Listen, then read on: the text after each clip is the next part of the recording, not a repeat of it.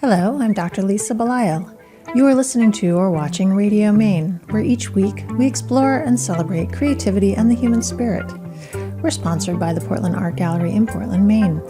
This is the 10th in our solo episode series. Today's reflection is called Braver Than You Think. It's about the quiet forms of courage we often overlook and how resilience sometimes shows up not with noise but with gentleness. A few months ago, I had a patient who came to me not for a diagnosis, but for a conversation. She'd recently started walking again after a long illness, just to the mailbox and back. That was it. But the way she said it, "I went outside today," carried more power than any prescription I could offer.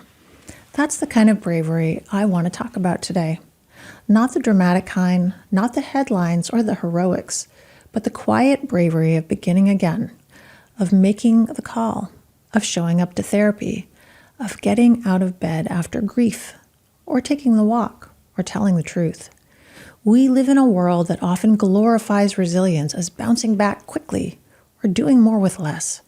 But real resilience isn't speed, it's staying. It's softening instead of shutting down. It's letting yourself feel and choosing to go on. In both lifestyle and narrative medicine, we recognize that healing is not just about behaviors or biology. It's about relationship. Relationship to your own story, to your body, to the people around you, to possibility.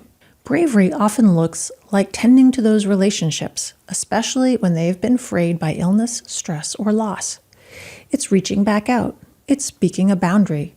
It's admitting you don't know, but still taking a step. As someone who works with artists, clinicians, writers, and leaders, I've seen how bravery often begins in the smallest of choices. To write the first sentence, to pick up the brush, to ask the hard question, to rest when the rest of the world says, keep going.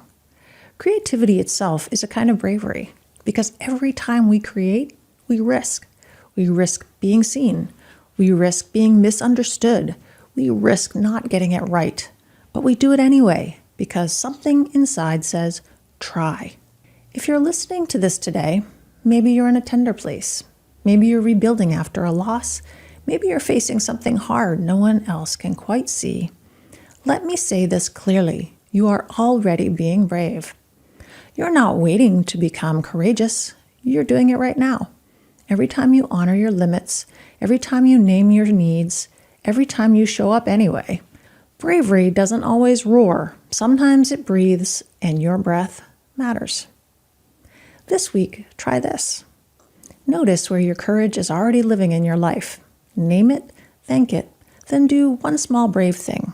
Maybe it's saying no. Maybe it's asking for help. Maybe it's taking the first step towards something you care about. And if this kind of reflection resonates with you, I invite you to join me on the Bountiful Path, my newsletter on Substack, where I share weekly essays and practices for living with presence, creativity, and care. Thank you for being here with me on Radio Maine. I'm Dr. Lisa Belisle. You're braver than you think, and the world needs that kind of courage. Until next time, be gentle with yourself, and let's keep walking this bountiful path together.